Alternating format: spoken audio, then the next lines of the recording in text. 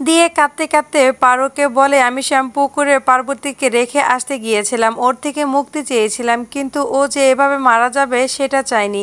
এই বলে কাঁদতে থাকে। তাদেরকে বলে, তুমি চিন্তা করো না, পার্বতীদের কিচ্ছু হবে না। এরপর ডাক্তার ওরি থেকে বেরোলে সবাইকে জিজ্ঞেস করে পার্বতীর অবস্থা কেমন। ডক্টর বলে, গুলিটা বের করা আছে, কিন্তু অবস্থা ভালো নয়, যখন তখন কিছু হয়ে যেতে পারে। এই কথা শুনে সবাই চিন্তায় পড়ে যায়। তারপর একটা নার্স এসে একটা ব্যাগ পারুলের হাতে দিয়ে বলে, অ্যাম্বুলেন্সে এগুলো পড়েছিল, এগুলো আপনাদের। আর তারপর নার্স বলে, আপনারা শুনছেন, রোগীর অবস্থা আগের থেকে বেটার আছে, আপনারা একজন একজন করে ওনার সাথে দেখা করতে পারবেন।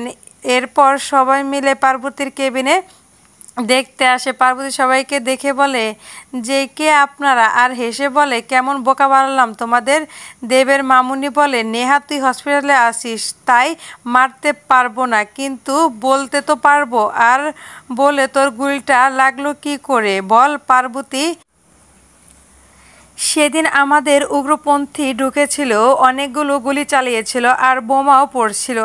আমার ছাগল সোনামণিগুলো আওয়াজের ভয় পেয়ে পালিয়ে গিয়েছিল। তারপর আমি খুঁজতে খুঁজতে পালিয়ে পালিয়ে ওর পেছনে যাই। হঠাৎ দেখি আমার বুকে একটা গুলি এসে লাগলো। আমি কোনো রকমে ওকে বাঁচিয়ে বাড়িতে গিয়ে অজ্ঞান হয়ে গিয়েছিলাম। সোনামণিকে বাঁচাতে আমার বুকে গুলি লেগেছিল। সেই মুহূর্তে আয়ুষ পার্বতীকে বলে, ওখানে যাওয়ার কোনো প্রশ্নই ওঠে না, তুমি এখন থেকে আমাদের বাড়িতেই থাকবে। ঠিক তখনই ডাক্তার এসে বলে, আপনাদের এবার বাইরে যেতে হবে। সবাই সেখান থেকে চলে গেল। দেব পারো কেবিন থেকে যায় আর পারো পার্বতীকে বলে, সাবধানে থেকো, আমরা এখন আসি কেমন। এই বলে পারো পার্বতীর কপালে একটা চুমু দিয়ে সেখান থেকে চলে যায়।